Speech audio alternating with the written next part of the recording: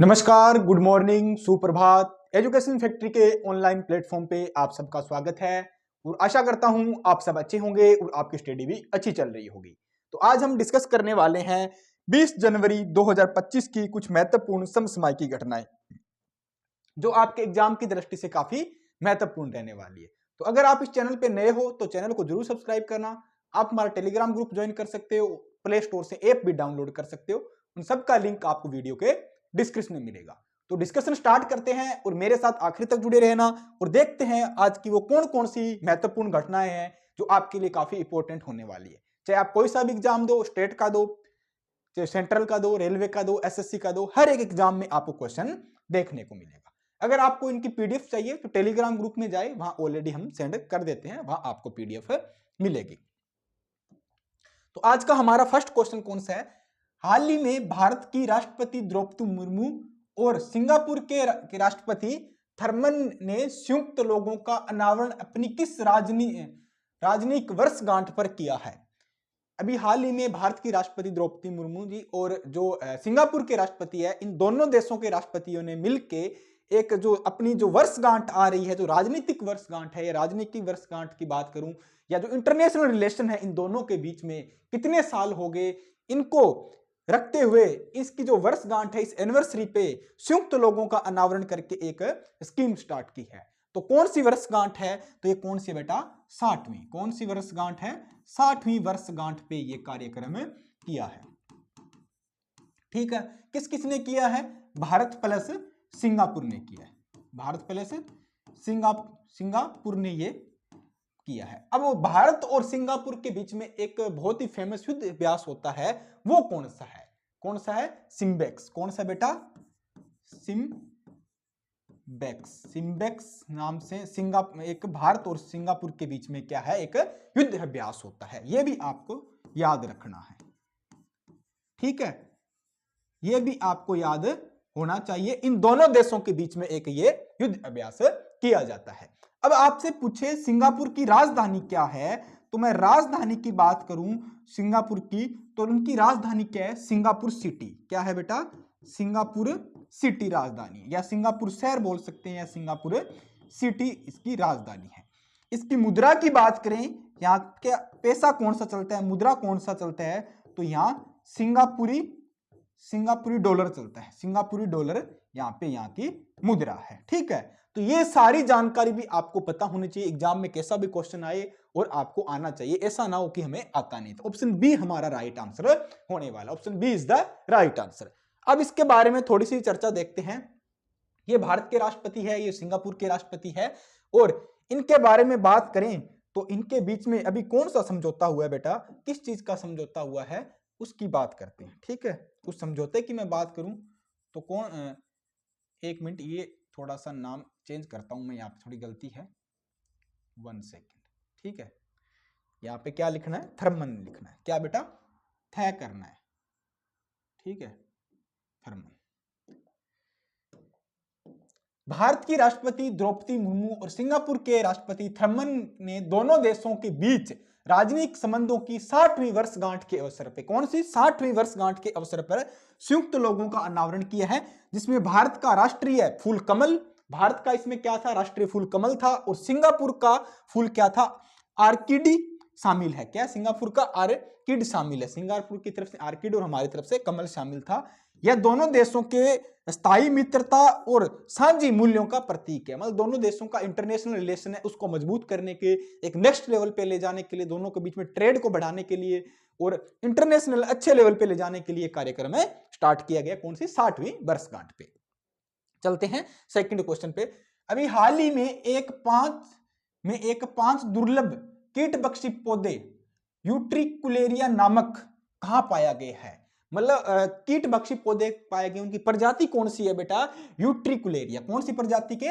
Utricularia के। कौन सी? Utricularia ये प्रजाति है। ठीक है, प्रजाति नाम के पौधे कहां पे पाए गए? तो ये जो पौधे हैं वो राजस्थान के कौन से अभयारण्य में पाए गए हैं? कैला देवी राष्ट्रीय उद्यान में। कहां पे बेटा? कैला देवी राष्ट्रीय उद्यान, जो कहां पे? राजस्थान के भरतपुर में है। कहां पे? राजस्थान के भरतपुर में है, राजस्थान में है। रणथंभौर अभयारण्य कहां पे है? ये भी राजस्थान में है। कहां पे है? सवाई माधोपुर, माधोपुर, ठीक है, सारे राजस्थान के अंदर, ये राजस्थान के डिस्ट्रिक्ट के नाम से, ठीक है। कुन्नो राष्ट्रीय पार्क कहाँ है? ये मध्य प्रदेश के अंदर, कहाँ पे? कुन्नो के अंदर है, मध्य प्रदेश के अंदर। और जो नामीबिया से चीते लाए गए थे, ठीक है, हमारे सेंट्रल गवर्नमेंट द्वारा वो यहाँ पे ही रखे गए थे कुन्नो नेशनल पार्क के अंदर।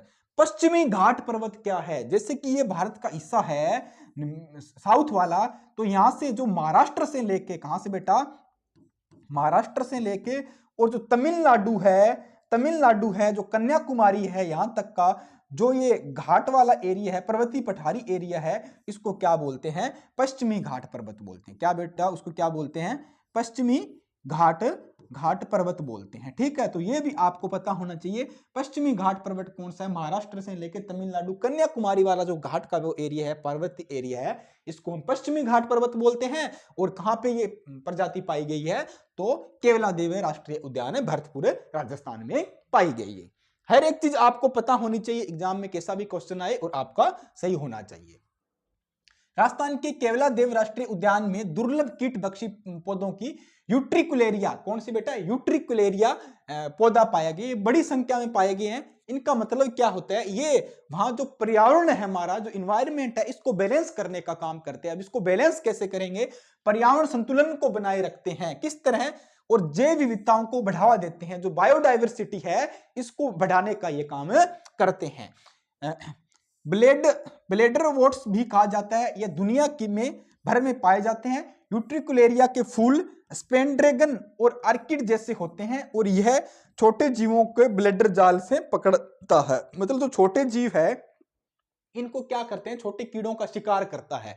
मतलब छोटे जीव होते हैं, उनको अपने जाल में फंसा के रखता है, उनका शिकार करता है। ये पौधा शिकार करता है छोटे कीटों को, मतलब पर्यावरण को, जो हमारा इन्वायरमेंट है, उनको बैलेंस रखने का काम करता है। मतलब बायोडाइवर्सिटी है, जैव विविधता है, उसको बनाए रखने में ये काम करता है। तो कहां पे पाया गया है?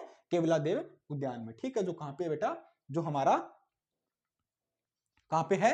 राजस्थान के भरतपुर डिस्ट्रिक्ट में आपको देखने को मिलेगा, ठीक है। चलते हैं नेक्स्ट क्वेश्चन की तरफ। क्वेश्चन नंबर 3 हमारा क्या बोलता है? अभी हाल ही में किस राज्य सरकार ने आपातकाल के समय जेल गए बंदियों के लिए पेंशन की घोषणा शुरू की है?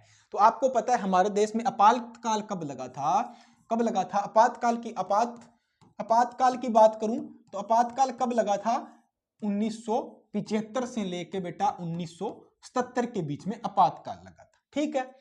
और उस टाइम जब आपातकाल लगा था, उस टाइम किसकी सरकार थी? कांग्रेस की सरकार थी। और जो गैर कांग्रेसी दल थे, जितने भी थे, चाहे अपन बात करें, जितने भी उस टाइम देश के अंदर गैर कांग्रेसी दल थे, उनको क्या, सबको जेल के अंदर डाला गया। ये आपातकाल इसलिए लगाया गया था आंतरिक सुरक्षा को देखते हुए। देश की आपातकाल क्यों लगा था बेटा? देश की आंतरिक सुरक्षा को देखते हुए। मतलब सरकार बोलती है देश की आंतरिक सुरक्षा को देखते हुए आपातकाल लगा था। आंतरिक सुरक्षा के कारण क्या लगा था? आपातकाल लगा था, जिसको हम क्या बोलते हैं? कौन सा एक्ट लगा था उस टाइम बेटा? मिशा एक्ट लगा था, ठीक है। कौन सा? मिशा एक्ट लगा था। और उस टाइम जेल के अंदर लालू प्रसाद यादव भी गए थे। और इसी लोग बोलते हैं, जो लालू प्रसाद यादव जी की जो बेटी है मिशा, जिन्होंने इनका नाम मिशा रख रखा है, वो इसी के कारण उन्होंने नाम है मिशा रखा है, क्योंकि मिशा है उनकी एक बेटी का नाम। और बोलते हैं कि इसी कारण उन्होंने मिशा नाम रखा था। पता नहीं कितना सच्चा है कितना झूठा है, वो पता नहीं, कुछ बोलते हैं लोग। तो देश की आंतरिक सुरक्षा को देखते हुए उस टाइम आपातकाल इमरजेंसी लगाई थी देश के अंदर 1975 से 1977। और अभी जो बीजेपी गवर्नमेंट है, जो करंट गवर्नमेंट है, उसने क्या कर दिया है कि 25 जून को आपातकाल दिवस मनाया जाएगा देश के अंदर। इमरजेंसी डे बनाया जाएगा। कौन सा? आपातकाल दिवस। आपातकाल दिवस मनाया जाएगा। इमरजेंसी डे घोषित किया है। ब्लैक डे की बात कर देते हैं, काला दिवस की बात करें, वो घोषित कर दिया है इन्होंने। आपातकाल दिवस 25 जून को इन्होंने घोषित कर दिया है। तो इसमें किस देश राज्य की सरकार ने उनके वहां के जो लोगों को पेंशन देने की बात की है? तो उड़ीसा की सरकार ने। किसने बेटा? उड़ीसा की सरकार ने। ऑप्शन हमारा क्या राइट होने वाला है? बी राइट होने वाला है। अब उड़ीसा की सरकार ने क्यों की है? पहले जब उड़ीसा में की जो गवर्नमेंट थी, नवीन पटनायक जी थे, उन टाइम कितनी पेंशन मिलती थी? 500 रुपए मिलती थी, मात्र कितनी? 500। और 500 रुपए में क्या होगा भाई साहब? बीड़ी का मंडल नहीं आता महीने भर में, महीने का 500 रुपए देते थे, ठीक है। तो अब वहां बीजेपी गवर्नमेंट आई है, तो मासिक पेंशन मिलेगी, वो कितनी? देखो भाई साहब मजे ही मजे हो गए इनके तो। कितनी 20,000 मासिक पेंशन मिले, कितनी 20,000 रुपए मासिक पेंशन दी जाएगी उन लोगों को जिन लोगों जो लोग उस टाइम इमरजेंसी के टाइम में जेल में गए थे। ठीक है, ठीक है, तो 20,000 रुपए पेंशन देने के स्टार्ट किए। अब आपातकाल लगाता कौन है? आपातकाल लगाता है देश का राष्ट्रपति। और आपातकाल की व्याख्या कौन कौन से आर्टिकल में की गई है? तो अनुच्छेद लिखो बेटा, अनुच्छेद कितना 352 है, एक 356 है और 360 है। 3 आर्टिकल है, 3 अनुच्छेद में आपातकाल है या 3 आर्टिकल में आपातकाल लगाया जाता है। तो 352 क्या बोलता है? 352 में क्या लगेगा बेटा? 352 में क्या लगेगा, 360 में क्या लगेगा और 356 में क्या लगेगा? 356 में क्या है? राज्य के अंदर राष्ट्रपति शासन, राज्य के अंदर राष्ट्रपति शासन लगेगा। ठीक है, ठीक है, 300 इसके अंदर राज्य के अंदर राष्ट्रपति शासन लगेगा। ठीक है, उसके बाद क्या आएगा? 352 में क्या है? आपातकाल है, आपातकाल है। ठीक है, देश के अंदर। 360 में क्या है? वित्तीय फाइनेंस इमरजेंसी बोल सकते हैं। कौन सी बेटा? वित्तीय आपातकाल बोल सकते हैं, वित्तीय आपातकाल लगाया जाता है। तो आपसे पूछा जा सकता है कि राष्ट्रपति जो आपातकाल लगता है कौन से आर्टिकल, कौन से अनुच्छेद के अंतर्गत लगाता है? 352, 360 है और 356 के अंतर्गत आता है। ठीक है, तो ये आपातकाल लगाया था। अब आपको कमेंट करके बताना है, कमेंट जरूर किया करो उस टाइम देश के राष्ट्रपति कौन थे जिस टाइम आपातकाल लगा था 1975 और 77 के बीच में, जब देश में इमरजेंसी लगी थी उस टाइम देश के राष्ट्रपति कौन थे? ये आपको याद रखना है, कमेंट करके जरूर बताना है। ओडिशा राज्य सरकार ने 1975 से 77 के बीच में आपातकाल के दौरान जो जेल गए थे उन व्यक्तियों की कल्याणकारी घोषणा की है। 1 जनवरी 2025 से जीवित बंदियों को 20,000 रुपए की पेंशन दी जाएगी। कितनी? 20,000 रुपए पेंशन देगी। कौन देगी? उड़ीसा सरकार देगी। जो जीवित है उन्हीं को मिलेगी, ना कि उनके पूर्वजों को, उनके घर वालों को नहीं मिलने वाली। जो व्यक्ति जीवित है उसी को ही मिलेगी।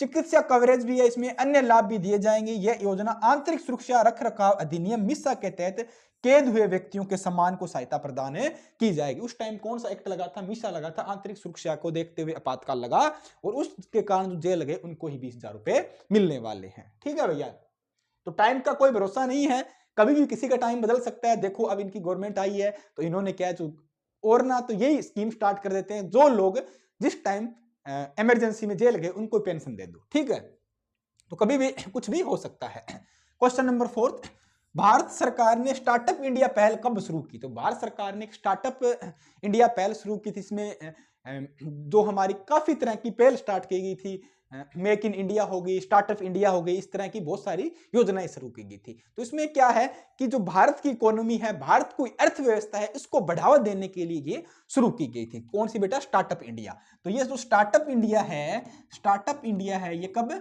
शुरू हुई? तो स्टार्टअप इंडिया की बात करूं, इसका मतलब ये है कि आप जो नए व्यवसाय है, नए रोजगार है, नए बिजनेस है, उनको स्टार्ट करते हो, कोई स्टार्टअप शुरू करते हो, इसके लिए ये योजना स्टार्ट की गई थी और सरकार आपको इसमें कुछ आर्थिक मदद भी देगी। तो ये शुरुआत कब हुई थी? 16 जनवरी 2016 को इसकी शुरुआत की गई थी। 16 जनवरी 2016 को इसकी शुरुआत की गई थी। ऑप्शन ए हमारा राइट आंसर होने वाला, option A is the right answer होगा।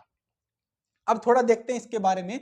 भारत सरकार के केंद्रीय वाणिज्य और उद्योग मंत्री पीयूष गोयल जी, भारत के केंद्रीय वाणिज्य और उद्योग मंत्री कौन है? पीयूष गोयल है, आपको याद रखना है, जिन्होंने 9वें स्थापना दिवस पे, अब कौन सा स्थापना दिवस आ गया? 9वां स्थापना दिवस आया, तब ये स्कीम वापस काफी चर्चा में आ गई। पहले जब ये 2016 में शुरू हुई, अब 2025 आ गया, 16 जनवरी 2025 हुआ है, तो 9 साल इसको कंप्लीट हो गए।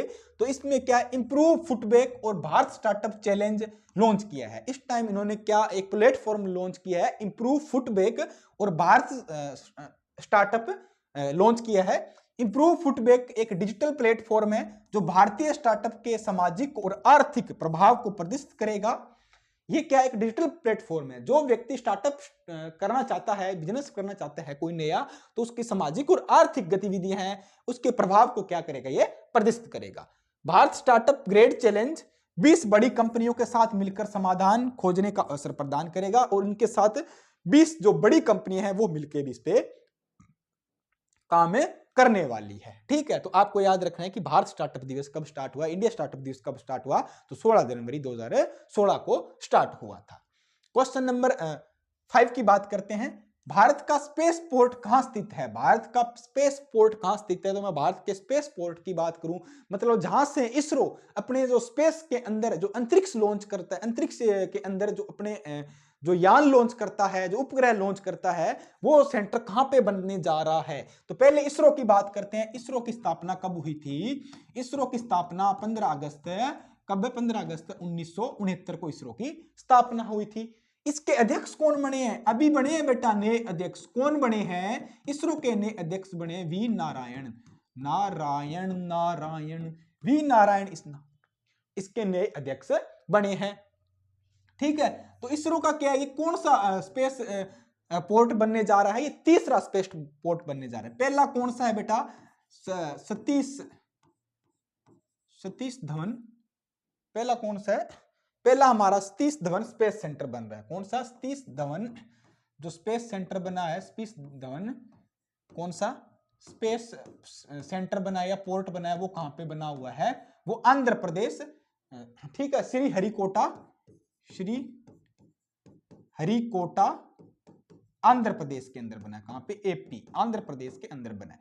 दूसरा हमारा कहां पे बना है? तमिलनाडु में बना हुआ है दूसरा। मतलब यहां से क्या है, इसरो अपने जो रॉकेट है वो लॉन्च करता है अंतरिक्ष के लिए। अब तीसरा बनने जा रहा है। तीसरा कहां पे बन रहा है? वो भी श्रीहरिकोटा आंध्र प्रदेश के पास ही बन रहा है। सतीश धवन स्पेस सेंटर के पास बन रहा है। कहां पे बन रहा है बेटा? श्रीहरिकोटा में ही बन रहा है। श्रीहरिकोटा वहां पे ही बन रहा है, उनके पास ही, श्रीहरिकोटा के पास बन रहा है आंध्र प्रदेश में। ये कितना टाइम लगेगा? कैबिनेट ने मंजूरी दे दी। तैयार कब होगा? तैयार बनके कब होगा? 4 साल में। 4 साल लग जाएंगे। कितने? 4 साल में तैयार हो जाएगा। 4 साल में। कितनी लागत आएगी? मैं लागत की बात करूं तो लागत इसमें कितनी आने वाली? लगभग कितनी बेटा? लगभग 4000 करोड़। कितनी? 4000 करोड़ लगभग है ये। लग आएगी तो कमी थोड़ी सी, मतलब 3900 कुछ आएगी लगभग, मतलब 4000 करोड़ ये लागत आएगी। 4 साल में बनके ये तैयार हो जाएगा। और भारत का कितना? तीसरा स्पेस सेंटर बनने को जा रहा है। तो ऑप्शन ए हमारा राइट आंसर होने वाला। Option A is the right answer. केंद्रीय मंत्रिमंडल ने इसरो के तीसरे लॉन्च पैड के निर्माण की मंजूरी दे दी है। सतीश धवन स्पेस सेंटर श्रीहरिकोटा आंध्र प्रदेश में बनेगा। 3984.86 करोड़, मतलब लगभग 4000 करोड़ का ये बजट दिया है। इस परियोजना में 48 महीने लगेंगे, मतलब 12 चौके 48, 4 साल में बनके ये तैयार होगा। भारतीय अंतरिक्ष कार्यक्रम की शुरुआत 1963 में धुबा इक्वेटोरियल रॉकेट लॉन्च स्टेशन से हुई थी। 1971 में कौन सा? सतीश धवन स्पेस सेंटर बनाया गया था। सतीश धवन स्पेस सेंटर कब बना? 1971 में बना था। उसके बाद पहले रॉकेट RH-125 प्रक्षेपित इससे किया गया था। RH-125 यहां से पहला रॉकेट लॉन्च किया गया था। तो आपको याद रखना है भारत के तीनों स्पेस सेंटर कहां पे बनेंगे, इसरो की स्थापना कब हुई, उसके अध्यक्ष कौन से। एग्जाम में पक्का क्वेश्चन आएगा, पीडीएफ आपको टेलीग्राम पे मिल जाएगी। चलते हैं नेक्स्ट क्वेश्चन। अभी हाल ही में हाइड्रोजन चालित ट्रेन का पहला परीक्षण किस मार्ग पे किया गया था? तो हाइड्रोजन से चालित ट्रेन का पहला परीक्षण या पहला ट्रायल की मैं बात करूं तो ये कहां पे किया गया है? तो ये बेटा जिंद से सोनीपत किया गया। जिंद से सोनीपत, ऑप्शन ए हमारा राइट आंसर होगा। तो अब देश के जो हमारे रेल मंत्री है अश्विनी वैष्णव जी, इन्होंने इसका ट्रायल किया है। देश के रेल मंत्री कौन है बेटा? रेल मंत्री लिखो रे, रेल मंत्री कौन है? रेल मंत्री कौन है? तो कौन है? अश्विनी वैष्णव।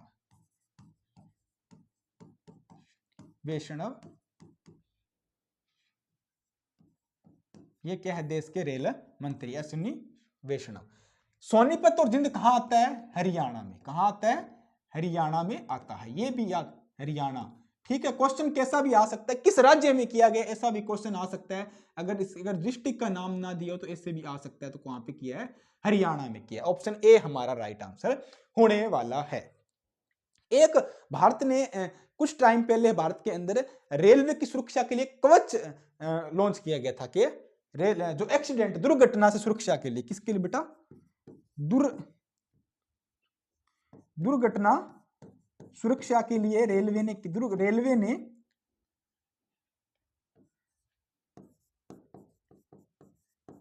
रेलवे ने दुर्घटना सुरक्षा के लिए एक उपकरण लॉन्च किया था।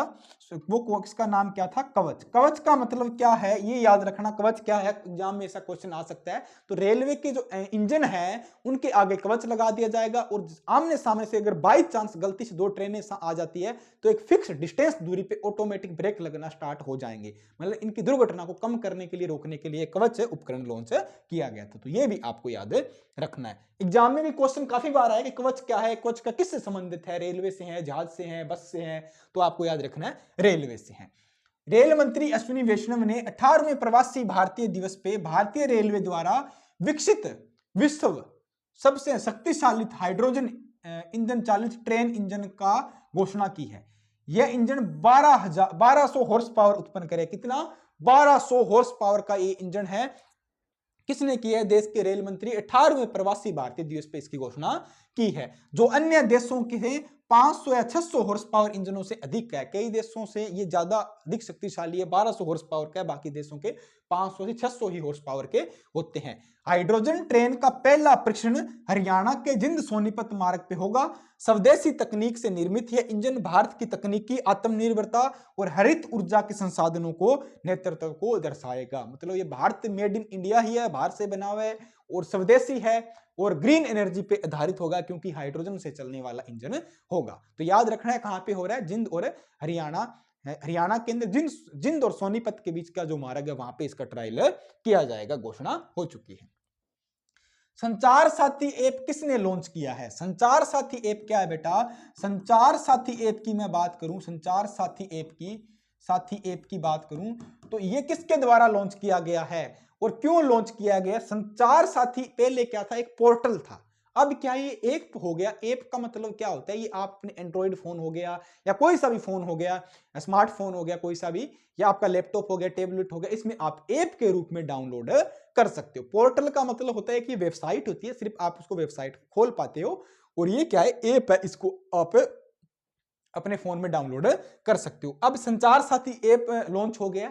इसमें क्या है? जो साइबर क्राइम से संबंधित जितने भी फ्रॉड होते हैं या जो कॉल आती है, फ्रॉड कॉल आती है या साइबर क्राइम से संबंधित जितनी भी एक्टिविटी है जिसमें लोगों को जागरूक करने के लिए, उनकी शिकायत करने के लिए, ठीक है, ये ऐप लॉन्च किया गया। ये किसने की है? हमारे देश के जो केंद्रीय संचार मंत्री है, कौन है? ज्योतिराज सिंधिया जी, उन्होंने इसका लॉन्च किया है। किसने?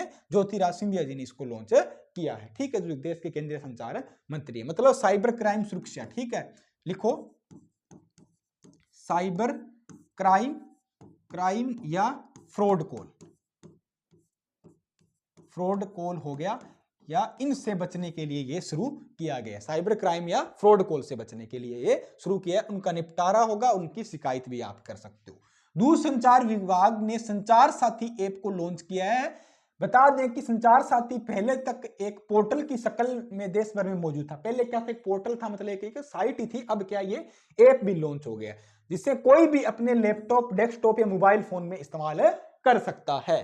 कोई भी, हर व्यक्ति के लिए ओपन कर दिया है, ना कि ये स्पेसिफिक लोगों के लिए नहीं है, पूरे देश के लिए ओपन है, कोई भी इसको डाउनलोड करे। अब इस ऐप की शक्ल में लॉन्च कर दिया है जिससे यूजर को संचार साथी पोर्टल की किसी भी तरह की शिकायत करने में आसानी होगी। संचार साथी ऐप केंद्रीय संचार मंत्री, हमारे केंद्रीय संचार मंत्री कौन है? ज्योतिराज सिंधिया जी, जो गुना से एमपी है, मध्य प्रदेश से एमपी है, इन्होंने इसको लॉन्च किया है। ठीक है, चलते हैं next question, question number 8। Team India के नए कैबिनेट कोच कौन बने हैं? तो टीम इंडिया के नए कैबिनेट कोच कौन बने हैं? तो नए कैबिनेट कोच की बात करूं, कौन से बेटा? सॉरी, कैबिनेट नहीं, batting coach, sorry. Team India के नए बैटिंग कोच कौन बने हैं? बैटिंग कोच की बात करें, बैटिंग, क्योंकि पिछला क्वेश्चन कैबिनेट से संबंधित था ना, तो कैबिनेट बोला जा रहा है। बैटिंग कोच की बात करें तो बैटिंग कोच कौन बने हैं बेटा? सीतांशु कोटक बने। कौन बने? सीतांशु कोटक बने। कोटक, ये हमारे नए बैटिंग कोच बने हैं। ठीक है, वैसे कोच कौन है आप बताओ कमेंट करके, वैसे कोच कौन है? और जो बीसीसीआई है, ठीक है, इसके अध्यक्ष कौन है? अध्यक्ष की बात करें तो रोजर बिन्नी है। अध्यक्ष कौन है? इसके अध्यक्ष कौन है? रोजर बिन्नी इसके अध्यक्ष, रोजर बिन्नी इसके अध्यक्ष है। ठीक है, और कुछ दिन पहले मैंने आपको एक क्वेश्चन लिखाया था, इसके सचिव कौन है? बीसीसीआई के सचिव बताओ आप, बीसीसीआई के सचिव आप बताओ अगर ये कौन है। मैंने आपको थोड़े दिन पहले ही कराया है, ज्यादा नहीं, हजारों करोड़ों वर्षों नहीं हुए, 2 5 10 दिन ही हुए हैं मुश्किल से। आप बताओ, कमेंट जरूर किया करो बीसीसीआई के सचिव कौन है।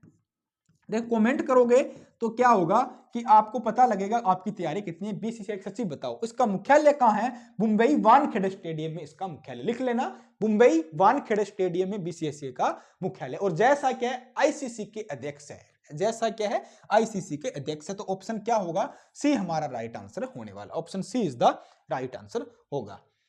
यह है जैसा जो एक बॉल में 6 छक्के लगाते हैं, और ये हमारे गौतम गंभीर है, जो आपको पता है फिलहाल ये कोच है इंडिया के, टीम इंडिया के गौतम गंभीर, और दिल्ली से ये सांसद भी रह चुके हैं, ठीक है, बीजेपी के।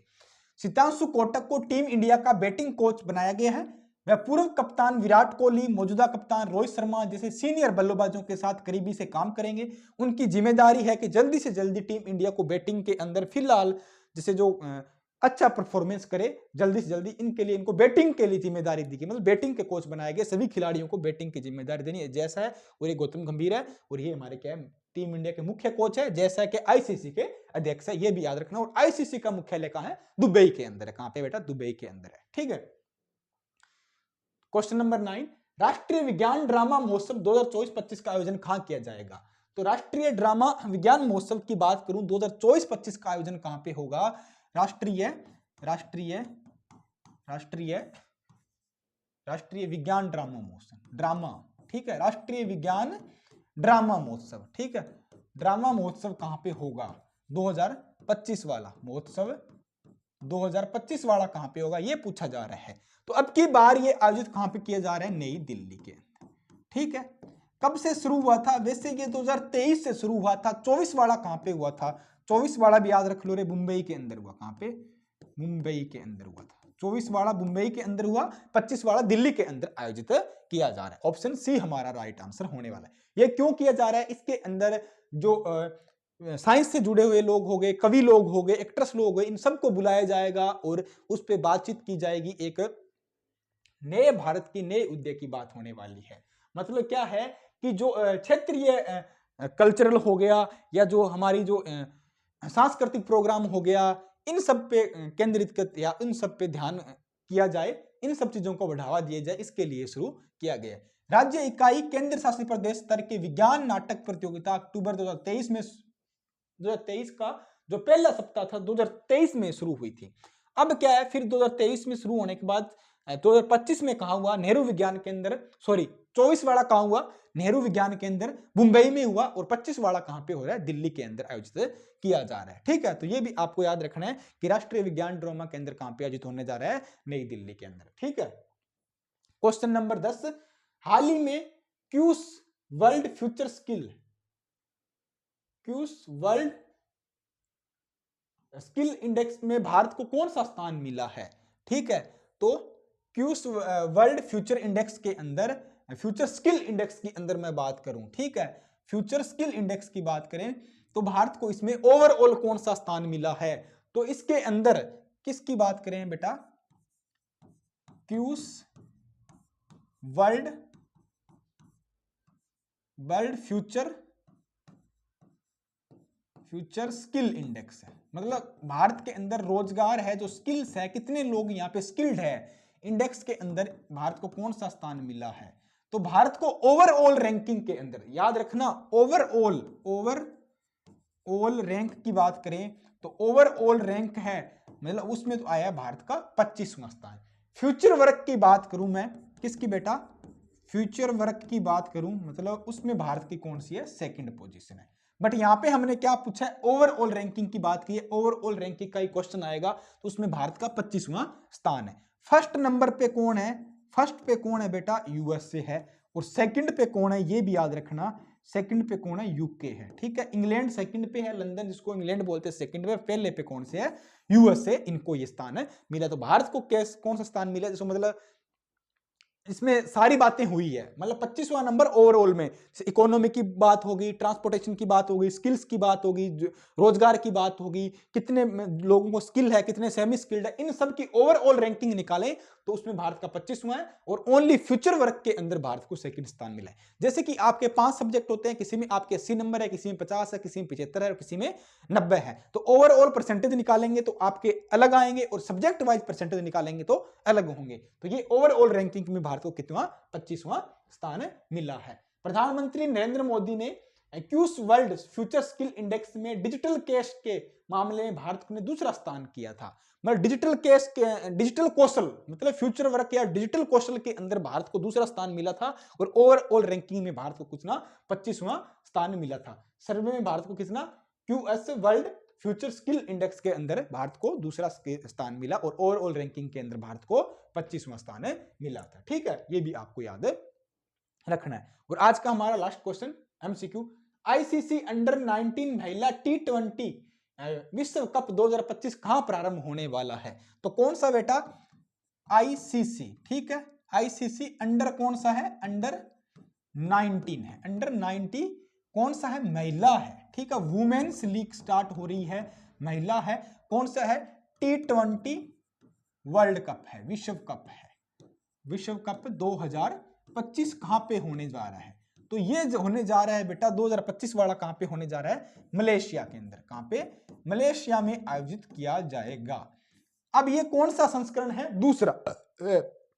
आईसीसी 2002 साल बाद होता है, तो आईसीसी 23 वाला कब हुआ था? टी20 मैं 23 वाले की बात कर लेता हूं सीधा। 2023 वाला कहां पे आयोजित हुआ था? 2023 वाला आयोजित हुआ था कहां पे बेटा? साउथ कोरिया में, ठीक है, सॉरी साउथ अफ्रीका में। साउथ कोरिया क्या, सॉरी साउथ अफ्रीका में, दक्षिण अफ्रीका में ये आयोजित हुआ था। ठीक है, दक्षिण अफ्रीका में कौन सा हुआ था? 2023 वाला। विजेता टीम कौन सी थी बेटा? विजेता कौन सी थी इसमें? भारत थी। उपविजेता कौन सी थी इसमें? ये लिख लेना, क्वेश्चन पक्के छपेंगे एग्जाम के अंदर। उपविजेता कौन सी थी? उपविजेता इंग्लैंड थी, ठीक है, इंग्लैंड इसमें उपविजेता रही थी। ठीक है, तो आईसीसी 2023 के अंदर हुआ था टी20 अंडर 19 महिला वर्ल्ड कप की बात करूं 23 वाले की, साउथ अफ्रीका में हुआ, विजेता भारत थी, इंग्लैंड उपविजेता थी। और अब कहां पे होने जा रहा है? अब मलेशिया के अंदर होने जा रहा है। तो ऑप्शन डी हमारा राइट आंसर होने वाला है। अब देखते हैं इसके बारे में थोड़ी बेसिक जानकारी। यहां 16 टीमें क्रिकेट टूर्नामेंट में भाग लेने वाली है। सभी मैचों के परिणाम जब भी आएंगे आपको टाइम टू टाइम बता दिए जाएंगे। आईसीसी अंडर 19 महिला टी20 विश्व कप 2025, जिसमें महिला क्रिकेट की कुछ बेहतरीन युवाएं प्रतिभाएं हिस्सा लेगी, और ये मलेशिया में चल रहा है, मलेशिया में आयोजित किया जा रहा है। उस टाइम कप्तान कौन सी? आप बताओ, जब महिला इंडिया टीम जीती थी, आप बताओ कप्तान कौन सी थी उस टाइम? ठीक है, कैप्टन कौन थी? आप बताओ, भारतीय कप्तान कौन सी थी भारत की उस टाइम? जब भारतीय कप्तान 2023 में जब जीती थी, उस टाइम भारत की कप्तान कौन सी? ये कमेंट करके आप बताना है। अभी तो आपको सबको पता है हरमनप्रीत कौर है, उस टाइम कप्तान कौन सी थी? ठीक है, आप तो मेन मुख्य टीम की हरमनप्रीत है। उस टाइम जब ये आईसीसी अंडर 19 टी20 वर्ल्ड कप भारत ने जीता, उस टाइम टीम की कप्तान कौन सी थी? ये क्वेश्चन आप कमेंट करके बताओगे। तो मैंने आपसे आज 2-3 क्वेश्चन पूछ लिए, कमेंट करने के लिए रिप्लाई जरूर दिया करो, जिससे पता लगेगा कि आपका इंटरेस्ट कितना का है। तो ये हमारे आज के 11 एमसीक्यू थे। अब हम 10 वन लाइनर डिस्कस करेंगे, जो आपका रिवाइज भी हो जाएगा। परमाणु ऊर्जा विभाग के अध्यक्ष कौन है? अजीत कुमार महंती परमाणु ऊर्जा विभाग के अध्यक्ष बने गए। काशी तमिल संगम की शुरुआत कब हुई थी? 2022 से काशी तमिल संगम की शुरुआत हुई। Fast track immigration trusted travel programme किससे संबंधित है? ये हवाई अड्डों से संबंधित है। यात्रियों की जो यात्रा है उसको सुगम और सरल बनाने के लिए किया गया है। ज़ॉम्बी डियर डिजीज, ज़ॉम्बी नाम क्यों दिया गया? इसमें प्रभावित जानवर क्या है? असामान्य और अजीब व्यवहार करता है। ज़ॉम्बी नाम इसलिए मुंह से लार वगैरह गिरने लग जाती है और अलग तरह का व्यवहार करता है, पागल जैसी हरकतें करने लग जाता है, जब इसका नाम ज़ॉम्बी दिया गया है। अभी हाल ही में तरुण दास को किस देश का मानद नागरिकता अवार्ड मिला है? तो तरुण दास को सिंगापुर का मानद नागरिकता अवार्ड दिया गया है। भारत सरकार का कौन सा मंत्रालय विदेशी नेताओं को गणतंत्र दिवस के मुख्य अतिथि बनाने के लिए आमंत्रण देता है, इनविटेशन भेजता है? तो विदेश मंत्रालय भेजता है। इनविटेशन कौन देता है बेटा? विदेश मंत्रालय देता है। भारतीय सेना का अभ्यास डेविल स्ट्राइक की अवधि कब से कब है? डेविल स्ट्राइक भारतीय सेना कर रही है, जिसमें आर्मी और एयरफोर्स मिलकर कर रही है। यह 16 से 19 जनवरी 2025 को आयोजित किया जा रहा है। Question number 8, Vandenberg Space Force Base कहां है जहां रॉकेट अंतरिक्ष में प्रक्षेपित किए जाते हैं? तो ये कहां पे? कैलिफोर्निया यूएसए के अंदर है। मतलब ये यूएसए की एक स्पेस एक्स की कंपनी है। भारत मोबिलिटी ग्लोबल एक्सपो 2025 का आयोजन किस शहर में किया जा रहा है? तो दिल्ली के अंदर जो मतलब ऑटोमोबाइल्स है, मोबिलिटी ग्लोबल एक्सपो का आयोजन किया जा रहा है दिल्ली के अंदर। किस केंद्रीय मंत्री ने हाल ही में भारत रणभूमि दर्शन ऐप लॉन्च किया है? तो भारतीय रणभूमि दर्शन की बात करूं तो ये देश के रक्षा मंत्री राजनाथ सिंह द्वारा लॉन्च किया गया है। तो ये हमारे आज के 10 वन लाइनर थे और 11 एमसीक्यू थे। उम्मीद करता हूं आपको पसंद भी आए, अच्छे भी आए लगे होंगे। ज्यादा से ज्यादा वीडियो को शेयर करें फ्रेंड सर्किल में और रेगुलर सुबह 8 बजे जुड़ना न भूलें। अपने नोट्स वगैरह बनाते रहें और वीकली क्लास, मंथली क्लास आपको सब प्रोवाइड कराई जाएगी। पीडीएफ आपको टेलीग्राम ग्रुप में मिल जाएगी और कमेंट करना न भूलें। जितने भी आज क्वेश्चन मिले उन सब का कमेंट जरूर करें। तो मिलते हैं एक नेक्स्ट वीडियो में, नेक्स्ट क्लास में। तब तक जुड़े रहें। जय हिंद, धन्यवाद।